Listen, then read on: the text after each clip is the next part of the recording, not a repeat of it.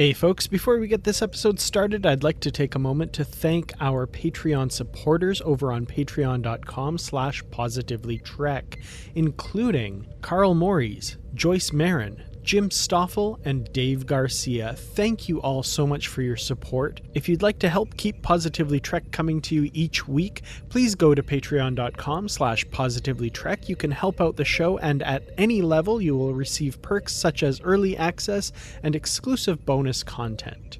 Thank you all so much for listening. And with that, let's get on with the show. Vulcans! Fascinating.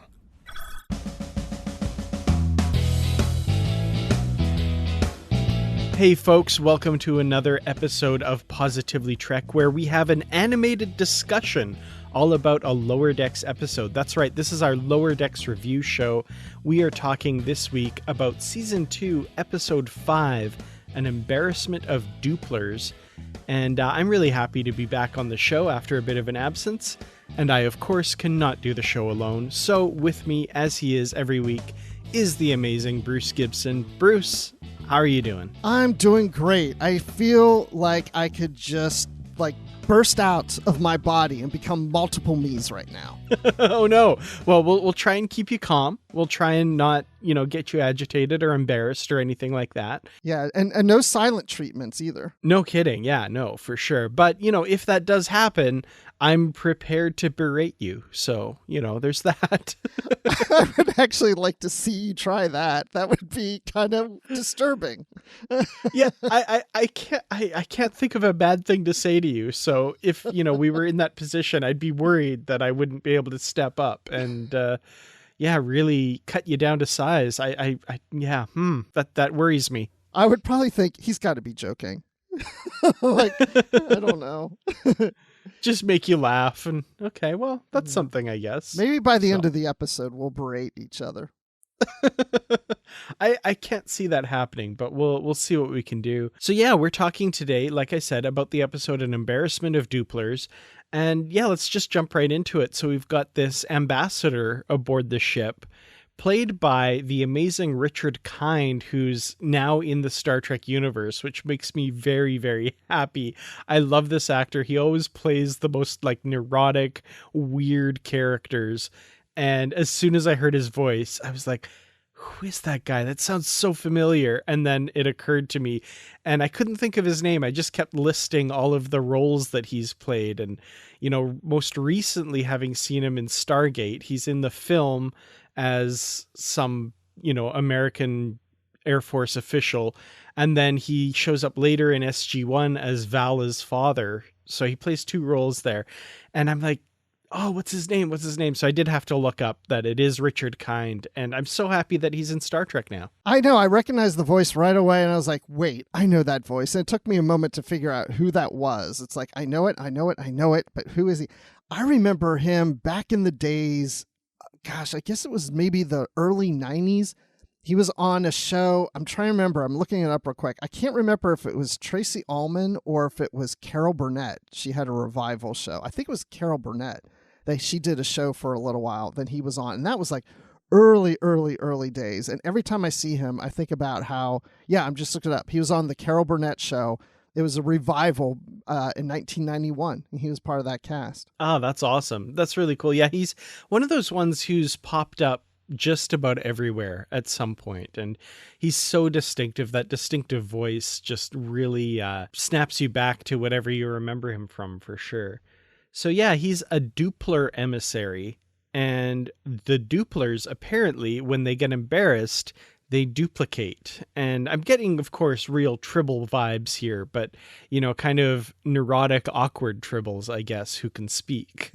It did have that Tribble kind of vibe to it. It made me wonder if they said, oh, we should do a Tribble episode, but not use Tribbles. Let's try not to go the well too much. Maybe we just have some ambassador guy. We've never seen that before in any other Star Trek a Doopler. So this is a new alien we could put to the list. Absolutely. Yep. Nope. We would remember, I think, if we'd seen this guy before, for sure. Yeah, of course, it fits in the silliness universe of Lower Decks. Of course, I would have a hard time buying this if it were live action. But of course, because it's in this kind of exaggerated world of Lower Decks, I'm totally buying it. It just dawned on me that I would love to see them do an episode that looks just like the animated series. Or maybe it is another, like a bonus animated series episode, and they use the same music, the same style, the same animation, all that, and you put Dooplers in or other things that we've seen in Lower Decks into that episode of the animated series. That would be pretty cool. Speaking of the animated series, of course, that's one thing I gotta say about Lower Decks is the original animated series gets a lot of love from this show. There are a lot of references and stuff to the animated series. I love seeing that. And a friend of the show, of course, Aaron Harvey, must be over the moon with a lot of these references and stuff. So yeah, let's talk about the winged creatures. You tell me that bit of controversy related to those. I think it's a controversy in about 5 or 6 different people, and that's probably about it.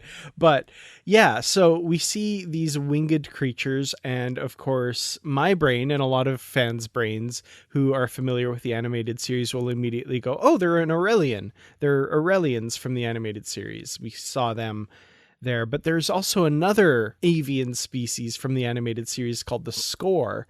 And there are subtle differences between the two of them. And if you look at these two characters that we see, they do appear much closer to the Score than the Aurelians. So I guess the controversy kind of arose.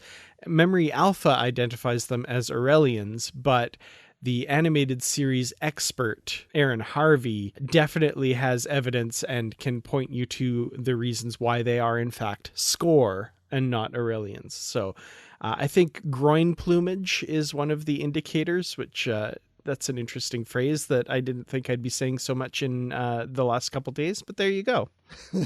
I'm glad you said that and not me. Yeah, I remember seeing the creatures or the species on Lower Decks, and I knew they were from the animated series. I just couldn't remember their names, but I didn't even realize that there was 2 that looked similar, and now we got to get it right, and Memory Alpha's wrong. Maybe by the time this episode drops, it's been corrected, but we need to get that fixed, because then, people are going to get it wrong all the time. Yeah. And I mean, we can't have that. That would be the end of civilization as we know it. For sure. Right. Because that would be like someone saying, oh, James T. Kirk. No, it's James R. Kirk. Exactly. Somebody did point out in the comments that I was watching this discussion kind of unfold that the Aurelians and the Score look closer to each other than a lot of different members of the same species. Klingons, for example, look to each other. So, is it much of a difference? But yeah. And Orions from the animated series look different from what we see in the live action. And don't they even pronounce that a little differently? Oh, man. Okay. Yeah. When they say Orion in the animated series, that's somebody made a choice somewhere that is not right. I'm so confused now. Yeah. Well, especially since Orion is not a Star Trek word. That's the actual name for the star that we have. So the fact that they said Orion... oh boy. That is strange, isn't it? Well, if you want to, at home, tell the difference between an Aurelian and a Score, as I mentioned, there is the groin plumage. I think the Score do not have it, and the Aurelians do.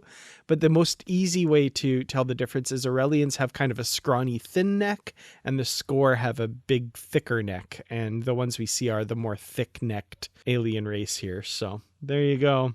This is the important stuff that we're discussing here on Positively Trek. Can't afford to get it wrong. Oh my gosh, we're wasting our lives away. You get that feeling too, do you? Yeah. Well, let's talk about Lower Decks. And speaking of wasting our lives away, but It's something we enjoy, whatever. So the Cerritos is en route to Starbase 25, where there's this big senior officers conference, I guess. Conference, I say it's more of a party kind of thing, and they want to make it there because for the first time, a captain of a California-class vessel is going to be on hand to make it to this party, and Captain Freeman wants to be there with her senior officers, but they've been walking on eggshells with this Doopler ambassador, so there's no issues. But of course, we know what's going to happen. There's a moment where Captain Freeman is talking on the view screen about this ambassador and how terrible it's been and how it's been so tough to walk on eggshells around him and stuff. And of course, he has come on the bridge and is hearing all of this, gets embarrassed, and starts duplicating. So, I mean, it was inevitable once the central premise of this character was said, but of course it has to play out here. As you're talking, it just occurred to me, we had that short treks with the Tribbles, with Edward. Mm-hmm. They should have put like a character that looked like Edward in the background. It's like a little Easter egg. Like maybe just in his underwear, That would have been funny because it was like the same premise of the ship being, overtaken and they can't fit and, it's just building up to the ceilings and stuff. But I did enjoy the Doopler character. I mean, yeah, I would be on eggshells too. But as soon as the captain starts, yes, it's been very difficult, he's so emotionally fragile. It's like you knew he's hearing this, even though you don't see he's there. You're like, oh no, he's going to freak out once he hears this. Earlier than that, I like the scene when they were having dinner together and he drops his fork and everybody's just like, and he's like, and I'm thinking I remember when my kids were little, if they dropped a fork, you typically just reach down, pick it back up, wipe it off, or you hand them another fork or get another fork or whatever. You sometimes don't make a big deal about it, but sometimes the kid would drop something and look at you like, am I in trouble? And I remember there were times it was like, I didn't want my child to feel like she was in trouble, so I would do something funny like, oh yeah, I dropped my fork too. And I thought, that scene reminds me of that. It's like the same thing, because you don't want to upset him, because now he's just duplicating everywhere and just overtaking the whole bridge. It's crazy. And then I love how they couldn't get out of it. Right? Even when they're trying to fix the situation, he's taking it the wrong way. Like, I'm doing something wrong if you're doing this. If you're saying this, I'm doing something wrong. Like, the whole silent treatment. It's quiet. You're giving me the silent treatment. That's not a good sign. Boop, boop, boop, boop, boop. And he keeps going. Yeah, and I mean, like, right off the bat, right? Because he says, oh my god, duplicating is the most embarrassing thing I could do. And then he starts duplicating more because he's embarrassed about that. Yeah, I loved some of those moments where, oh my god, it's because of me, isn't it? Well, yeah, obviously, but, we're trying to calm you down. But I like later when Tendi and Rutherford are trying to get away from them and they finally get up into that little thing and they close the hatch and he's just like, you don't like us, do you? It's just like he can't stop. It's almost like someone having an anxiety attack, right? It's absolutely, like, yeah. It just keeps building and building, and everything you hear is just like, why can't I calm down? Right? It's almost frightening if you think about it in that way. Yeah, for sure. Well, we'll get to how that problem is eventually solved, but let's jump over to the Tendi Rutherford story that's kind of going on in parallel to this as well. And as a model builder, as someone who builds a lot of like model starships and that kind of thing, I loved that Rutherford and Tendi are working on a scale model of the USS Cerritos. And not just a scale model, one with working phasers and computers and warp cores, apparently. And it threatens to fly away sometimes if you do the wrong thing or whatever. That was a lot of fun as someone who would love a more functional starship model, I guess, than just a display model. We always put like lights and some people put sounds into their models, but they've gone the ultimate step here. And it's basically just a tiny USS Cerritos, totally functional. I wonder when they'll come out with a Cerritos model kit for us, if they'll put Rutherford's picture on it holding the model. That would be cool. But yeah, cool. It's funny how they take these characters and really make them into us, the fans, because they're always geeking out about, oh, I'm making a model of the ship. Oh, so-and-so from the Enterprise D or Tom Paris from Voyager. Like, they're all like fanboying and fangirling about other officers and other ships like we do. I love that. And as Tendi says, after a long day of working on the ship, nothing relaxes me like building a smaller version of the ship.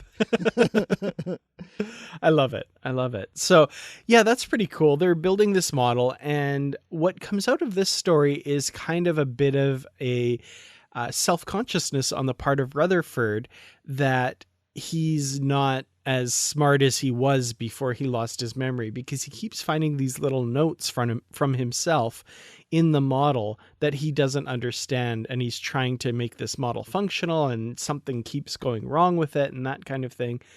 What did you think of this kind of setup for some of these issues that Rutherford's apparently been having since losing his memory from last season? I like it because he's trying to repair a ship. He's building a ship, but at the same time, he's like repairing these things that he can't get to work. And that also represents himself. He's trying to get things to work for himself that aren't really working. And so he's taking his frustration out on the ship, because it really represents what he's going through. It's like, I don't know what to do. I don't remember things. I'm not always working correctly. I feel incomplete.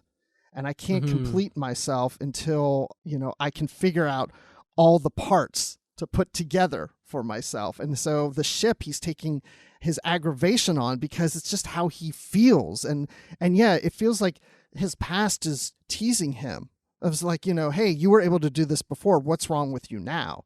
So I can see him getting really frustrated. And thankfully, Tendi's there, because Tendi is, on the positive side of things, of trying to point out how good he is and how great he is. And that, don't think that you're not the same person. You are. You're just as smart. You just need to realize that and just overcome that and get to the point where you realize that you are Rutherford. You're the same Rutherford as you were before. Yeah, and the model ends up being, of course, just a stand-in for those deeper issues, which, I really appreciated. These characters are over the top and they're silly, but when it comes down to it, they're human, or, well, you know what I mean, or Orion or whatever, but, they're people. And I love that this show explores some deeper things than maybe we've come to expect in Lower Decks.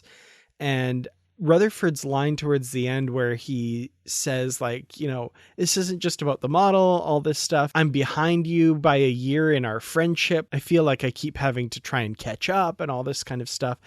And I love that acknowledgement of how hard it's been for him, even though he hasn't really shown it up to this point. He's kind of been covering that up.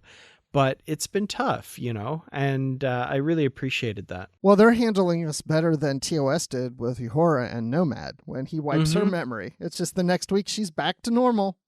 Absolutely, yeah. Yeah, exactly. Getting to the other part of the story that really represents the heart of this show, we get Mariner and Boimler and their attempts to get to this command conference party. And meanwhile, all around them, the Dooplers are duplicating, the ship is in crisis, but Mariner just sees that as an opportunity, because she says, if they're going through a crisis, it'll be easier for us to sneak off the ship and go to this party. So she's like, all right, this is awesome. Boimler wants to bring scants. He thinks they should be wearing scants to this party. That would have been funny if they did, and they were the only ones in scants. That would have been actually pretty funny. Instead, they are just dirty uniforms. Yeah.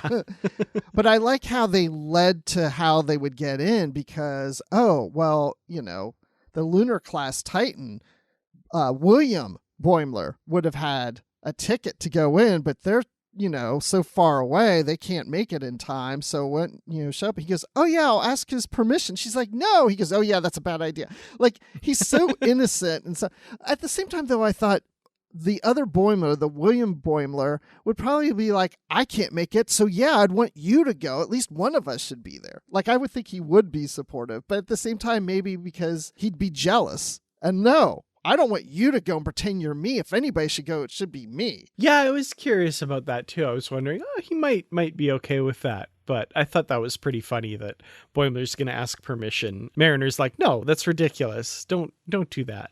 They're just going to go. We do also see they have updated dress uniforms. They have uniforms that are kind of closer to the kind we see in Insurrection and Nemesis, but they're still in the style of the lower deck. So instead of the open jacket in the front, they have like the little side panel thing and the different insignia than the rest of the fleet. So I liked that. It was kind of in the style, but still a little different. I hadn't even thought about that, but yeah, I remember thinking, oh, they look more lower deckish, but I hadn't really thought about the previous version to compare. But yeah, they don't have that open area like you're saying. I hadn't thought about that. I like that style. You know, I like the white look. It does look very formal. I did have that thought while they were in line to get into the party, because all of the people in line have a different style of dress uniform than them, and they have the like Cerritos style uniform. So I thought maybe the Nasat, and that's the alien that's greeting them at the door, also from the animated series, which is really cool.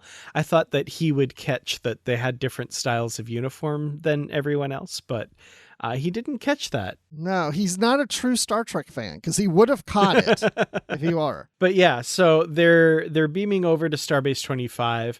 They're not at the party yet, though. They're encountering some difficulty because they need to find out where the party's being held. It apparently is held in a secret location every year. And so, you know, it wouldn't just be in Ballroom Alpha. That would just be, well, that is actually where it ends up being. But Mariner has to find out where the party is from and runs into an old friend because this Tellarite sees her.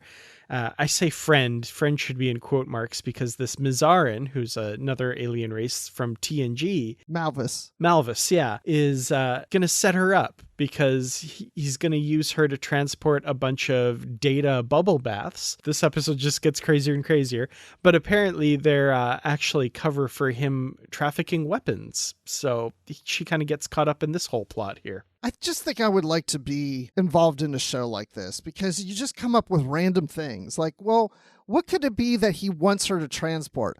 Bubble bath? Okay, sure. We'll make the bottles look like data. Why not? Data bubble bath. Let's do that on this episode. Next week, let's do Ferengi Eggo waffles. Whatever. It's funny because, yeah, data bubble bath. And when you think in universe, how strange that is.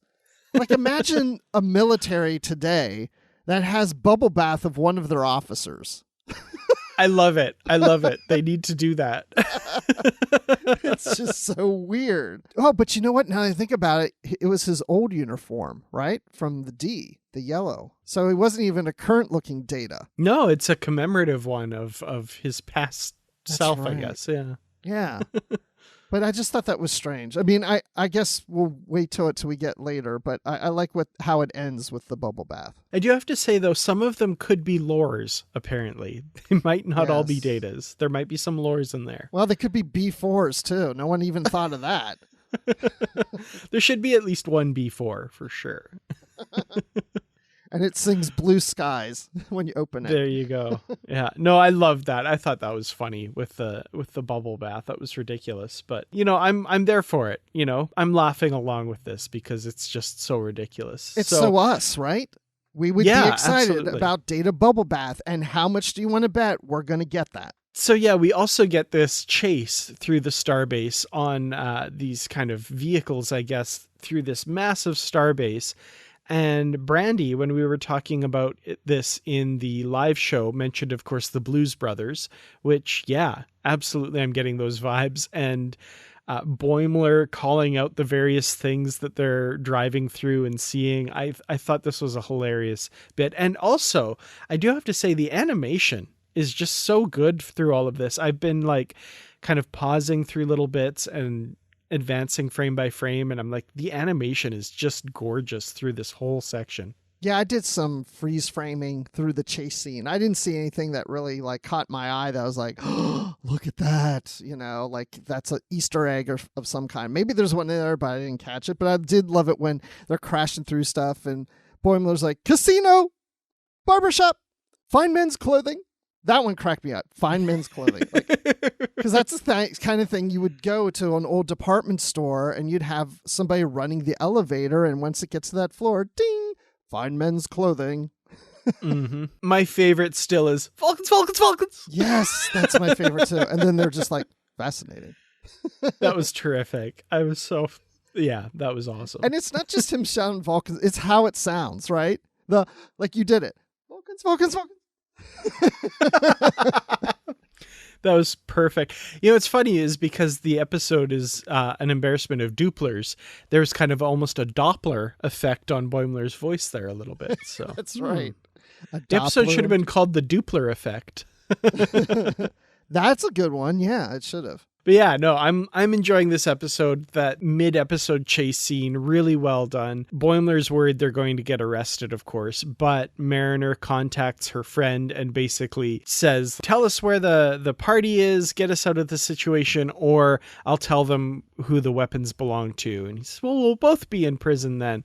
And she says, yep, and I'll be in the same cell as you. And that convinces him. He's like, oh, okay, it's in Ballroom Alpha. And then she's like, oh, of course. I mean, that's so obvious. I shouldn't even had to have asked. Like, like all that for nothing. Like that should have been the first place they looked. And if it wasn't there, then go and try to find out. Exactly. What a waste of time. But, I hope I see Jack Quaid at a convention because I'm going to go up to the mic because I want him to do those screams live. I want to hear him. He's so good. Those screams, like, I don't even think I could do those. It's so high pitched. It's so high pitched. He's got to lose his voice eventually. It's so good. And yeah, Boimler's screams have been just perfect in so many of these episodes. My favorite still being in episode 2 in the middle of the transporter beam where he's popping in and out. That was great. Yeah. I wonder if that's how he got the part. They're like, scream for us. Oh, you got the part. So yeah, they end up in this lake, by the way, I should say, in this environment within the starbase, and the car sinks below the water. And then up pop the Data bubble baths. They're flotation devices. Data was built to be a flotation device. That's what I loved about this. That's what made me think, is this the whole reason why they came up with the Data bubble bath? Because they had this idea of Data floating devices, and they thought, how do we work that in? We'll make him bubble bath. I love the bubble bath. I'm sure they even had stuff like that when I was a kid. I seem to remember, I don't know about Star Trek, but I remember bubble bath bottles with like characters' heads as the cap and stuff. Oh yeah, there were many of them. I don't think I had any. Now I think about it. But specifically, I remember seeing like Muppets in the stores. Yeah. I think there were some. Yeah, there were. Oh, and I remember Princess Leia one. I think it was shampoo though. That wasn't that long ago. I remember seeing that. Yeah, but there were stuff out there. Yeah, there might have been Star Trek ones that we're just not even aware of. But I don't think there so. could very well be, yeah. Man, I want a Data one, though, just on my back shelf now. You're going to get one. I guarantee you they're going to start making them. So we should talk a little bit about this starbase. We've got a Quarks. So Quarks franchise is doing well. We've seen Quarks on Free Cloud in Picard, and now we see one here on Starbase 25. We have a Mott's barbershop and a Garrick's clothing shop. So it seems that those people are doing well for themselves now in the post Deep Space Nine, post TNG world. Honestly, I don't know how I feel about that. I mean, I know this is all in fun, but it's just like it's been done so many times in different episodes and even in Picard. Yeah. I'm just kind of like, really? Did these people really go and just franchise out the yin yang at this point? I'm just like, I don't know. I'd like to think that Quark is always struggling, that he can never really get ahead. He starts to, and then, so the idea that he has Quarks everywhere, and even the travel guides that we got from Dayton Ward, like had a Quarks on Kronos and stuff. I mean, it's funny. It's cute. I'm okay with the Quark one. Like, that makes sense to me because, like you said, we've seen that before in other episodes and in the travel guides. And he's the Grand Negus's brother. I mean, come on, that's got to come with some perks, right? But yeah, the Garrick one, I'm a little bit like, I don't know about that. He does, I don't know. Maybe it's a front for like a web of spies or something like that. But that seems a little weird. Or maybe he just licensed his name to a clothing store. Could be. And Mr. Mott's, I guess we've seen before as well. So but yeah, it's a little bit too cute maybe, but that's okay. The Quarks one I can definitely forgive because apparently Quarks also sells the model kits that Tendi and Rutherford are building because they're Quark's branded ones. We see the Deep Space Nine box at the end of the episode. I'm just waiting to see a Keiko O'Brien's school somewhere. There you go. But yeah, the Deep Space Nine model kit comes with both a Jadzia and an Ezri, so that's a bonus. I know. I thought that was cute. I like that. I thought there were little figurines in there, and then I kept thinking, like, what other figurines are in there besides Ezri and Jadzia? I want to know. I want this kit. Quark. There's got to be a Morn for sure. Oh, it has to be a Morn.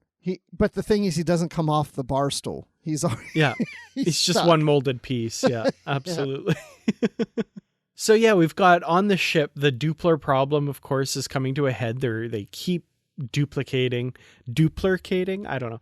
And Tendi and Rutherford are trapped, and this is where we get kind of the climax of their story, where Rutherford's confronting the issues he has and stuff, and they detonate the warp core of the mini Cerritos to blow open a hatch to escape. I thought that was terrific. Meanwhile, Mariner and Boimler are trying to get into the party. Boimler gets in because, of course, he's pretending to be William Boimler from the Titan, but they won't let Mariner in, even as Boimler's +1, because she's from the Cerritos. She's not on a good enough ship to get in. That's just so bad. Come on. I mean, if it doesn't matter who your +1 is, right? It shouldn't really matter. Mm-hmm. But it set up the scene where the two confront each other, where she's like, "Oh, you're abandoning me." I'm not abandoning you, and then it, of course, all reveals, it all comes out that she's had this issue of him abandoning her when he left for the Titan and didn't say anything, and he's abandoning her again, and he's like, "Why didn't you tell me you felt this way?" And they could have talked through it, and she's like, "Everybody leaves me." That's how her whole life is. Again, we're finding little bits of information about Mariner, where she's been on the station before, she's been on these other ships, she's been on DS9. We find out that people just keep leaving her. She has this defense mechanism where people don't get too close. On and on, keep finding these little bits about Mariner in each episode. Yeah, I love that. And again, it's the emotional core of this episode is the relationship between these two people, and the fact that now halfway through season 2, we're finally confronting that abandonment issue that Mariner has, and that's exemplified by Boimler leaving and going to the Titan in the middle of Mariner's duty shift and not even telling her, and that kind of thing. And I love that that's something that we're still exploring and that still resonates for these characters. You watch this show on a very basic level and it's like, oh, funny people having funny adventures in the Star Trek universe. Ha ha ha. Look at the in-jokes, look at the funny stuff. But there's real heart to this episode, and there's real depth to these characters, which I truly do appreciate and really loved seeing that play out. Because that's what Star Trek is, right? So you need to have that. Absolutely. They could have made this into like another Family Guy, and it probably wouldn't have worked that well. I mean, maybe it would be pretty funny or something. I mean, if you like Family Guy humor, it might work out, but it wouldn't have that emotional connection. Like, I've watched Family Guy, but I don't have an emotional connection to the characters. This is important because I think they know that Star Trek fans especially look for those connections. They connect with the characters, so you have to keep that going in this series. Yeah, definitely. So Boimler does go to the party, but he ends up not having a great time because, as he tells Mariner later, all the important admirals were there, but it wasn't as much fun because you weren't there to help me make fun of them. Which I thought that was a great line. But at this party, he sees Captain Shelby. That was a nice little callback. No speaking parts or anything like that, but we see Captain Shelby and some other captains that we've never met before. One very tiny captain perched on the shoulder of his first officer, apparently. And Thadian O'Connor is the DJ, apparently. So Captain O'Connor has moved on from his freighter and become a DJ, at least for this party. That's canon, people. He's a DJ now. I love it. And of course, we have to get the line, O'Connor is in there? He's the DJ. What? He's not even Starfleet. This is outrageous. Get it? Get it? Outrageous? The outrageous Yes. Okana? Only us fans would get those, right? Oh, I love it. I do watch these thinking like people who are not that well versed in Star Trek lore, are missing so much. I mean, the show's still entertaining, but there's so many other things they're not getting because it's so rich in that stuff. You don't need to know it, but when you do know it, it just enhances it. Absolutely. Yeah. I love hearing about people who this is their first Star Trek, and that's awesome. Like anything that brings in more fans, I'm all for. But I'm like, okay, once you watch this and then get immersed in the rest of the universe, go back and watch it again. It will be worth it. Definitely. Yes, absolutely. And then, Captain Shelby, of course, at this period of time, she would be an admiral in the New Frontier novels. But I did read something the other day that on Deep Space Nine, they referred to Captain Shelby when she was already, the Sutherland, I think it was. Yeah, in season 6 of Deep Space Nine, I want to say. Okay, because in the books, she was of the Trident. So yeah, I read, I think it was in Memory Alpha or something, that, when the books were going to go this direction with Shelby, they asked the shows, hey, are you going to be doing anything? They, nope, we're never going to do anything with Shelby. Do whatever you want. And then they did this, and they were like, the publishers like, come on, you told us you weren't going to do it. And they said, well, we didn't say it was Elizabeth Shelby. It could be any Shelby. And so then Peter David wrote in one of his books that was a different Shelby of the Sutherland than the Shelby we know of the Trident. So maybe this is the different Shelby. Maybe this is Elizabeth Shelby's sister. Could be. They look a lot alike, so that could be interesting. Yeah, because I dated a girl back in the day where she and her sister looked a lot alike. So it could be that effect. Could be. But yeah, of course, the novels are not canon, so nobody is beholden to them. Yes, they are. In my mind, they are. Well, your mind doesn't count. That's not what canon means. I make it all work. Boimler kind of gets annoyed with the party and leaves and finds Mariner in this kind of small rundown bar, decides to hang out with her because, the party's no fun without her, and they kind of come to a bit of an understanding. Mariner's kind of ticked, but they kind of make peace and come together because of something that's etched into the bar. And the bartender points this out, that they are not the first Starfleet officers who've tried to crash that party and been unsuccessful. And carved into the bar is Kirk plus Spock. And apparently back in the 2260s, Kirk and Spock hung out in that bar after being unable to get into the Starfleet command party. I can't get it on my mind. How was it etched in there? Like, who did it and using what? That's what I want to know, and why. Definitely Kirk. It was definitely Kirk that did it. Meanwhile, Spock is standing behind him commenting about how illogical these human rituals are of carving names into things. I guess that's what I think is happening for sure. Well, the blonde one did most of the drinking. I like that. That was excellent. As far as what he used, I'm thinking maybe a universal translator. They kind of have that little chisel tip thing. I bet you that would have worked. I guess, because I can't picture Kirk just walking around with a knife after the party. Well, we also get the resolution to the Doopler story on the ship when the captain discovers that insulting the Doopler ambassador causes them to recombine, and basically tells everybody to start insulting them. Even though you're Starfleet, forget about that. Let them have it. Be as mean as you possibly can, and they get offended and start recombining until there's just the one left. My favorite bit from this is Shax yelling, "Your paw is weak and it disgusts me," and the Doopler emissary saying back, "I don't even know what that is, but I don't like your tone."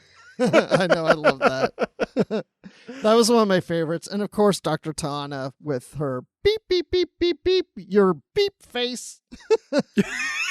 Yes. I love that so much of what she says is censored almost all the time. I love it. I want to hear an uncensored version. I really do. There's one out there, and it's from the episode in season 1, from the episode Crisis Point, the movie that Mariner made. And at the very end, when she calls Rutherford and Billups, she says, "Godspeed, you crazy bleeps." Mike McMahon did release the uncensored version of that on Twitter because some people thought that she said one word when she in fact said another word that starts with F, and he wanted to be like, no, it's not the slur, it's the F-bomb that she used. So that is out there. You can find that. But oh, wow. yeah. I'm going to do that just because I want to hear it at least once. It's pretty funny.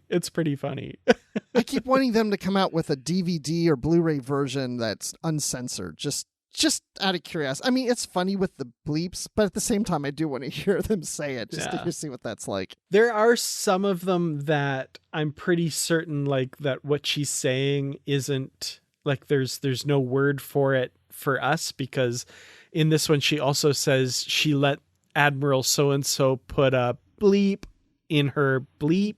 Right. And the second bleep, I can't remember what letter it starts with, but it's nothing that we would think of as offensive. I think it's just some nonsense word and they bleep it to be funny. So I don't know. But Captain Freeman, the look on her face when she says that is pretty great too. Like, why is my doctor so profane? Oh my God.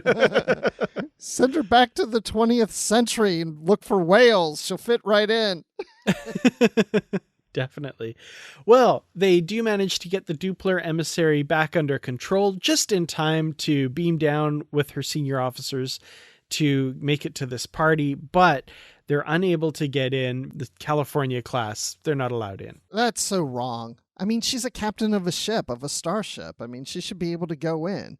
And then her friends up the stairs don't even acknowledge her when she's shouting for them. That was cold. That was really cold. No respect. No respect. They're their own lower decks of Starfleet. Absolutely, yeah. The way this episode ends, I really liked, and this really got to me. It really kind of made me appreciate this whole family of the Cerritos and stuff, where they also make it to the bar that Boimler and Mariner are at, and we also see Rutherford and Tendi are there as well.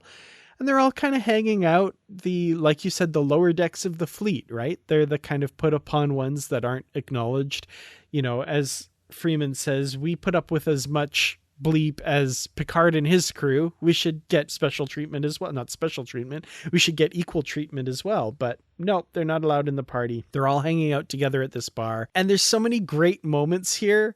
I love where Mariner and Boimler, they're having their little competition and the captain is standing there behind them and she's getting right into it with them as well. I thought that was just such a sweet moment. I actually related to this because I've been to so many parties, like the big corporate type parties like this one, and they're okay. To me, I never find them to be all that fun. Sometimes some are more fun than others, but the best parts is when you're with the people you really know at some little local hole-in-the-wall hangout.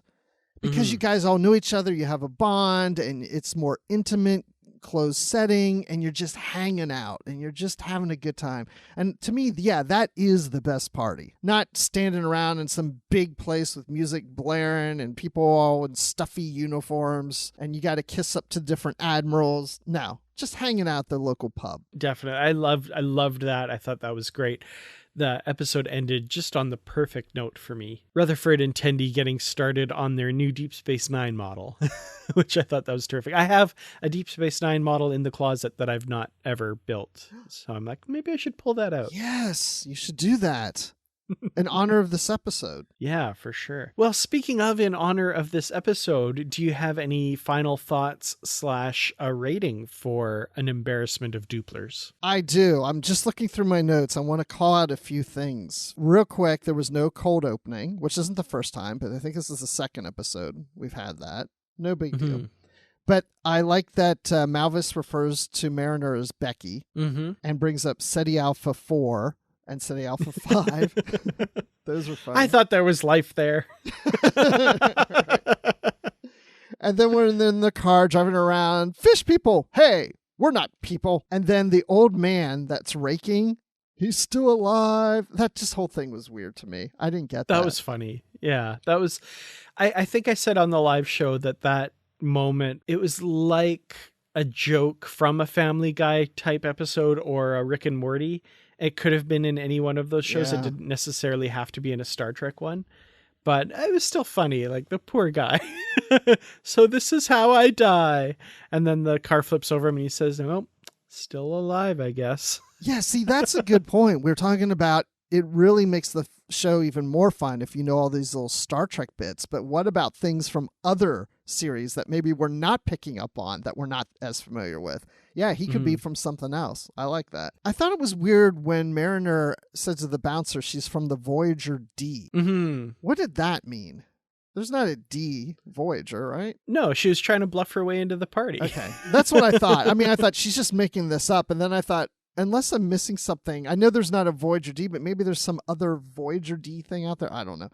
And then the last thing I wanted to ask you real quick. During the car chase, they get behind a mobile chair of Pike, like Pike had, that beeps. And of course, it's not Pike in the chair, but it's some guy with glasses. And they kind of stay on that for a little while. Is that somebody we should know? Is that, I kind of suspect, like, is that supposed to be Alex Kurtzman? I don't know. Oh, I thought it was supposed to be Mike McMahon, but that could be. I don't know. Okay. Could be. I have to look at it again.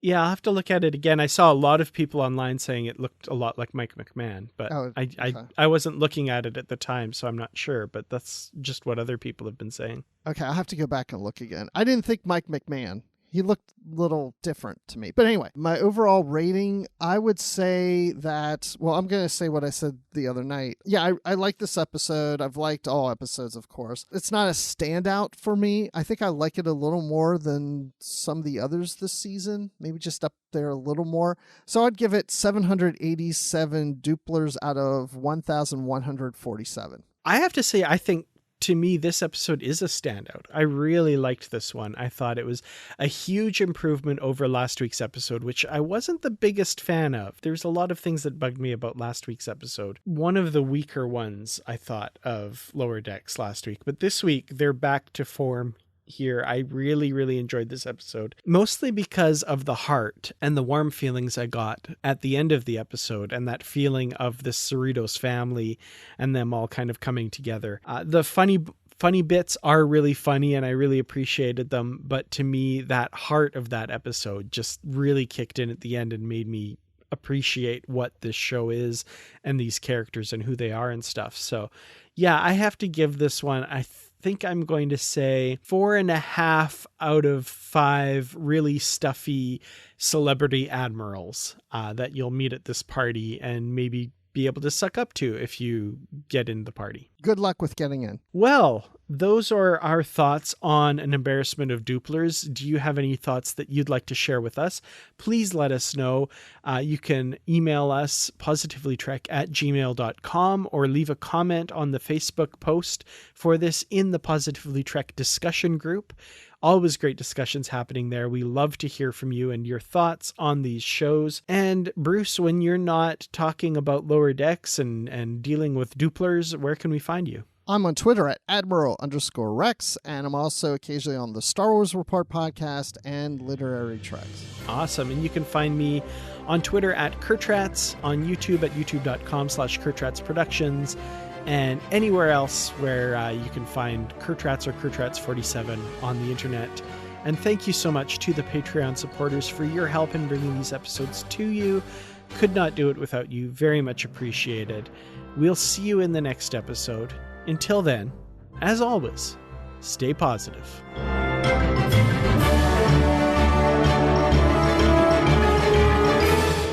You didn't berate me.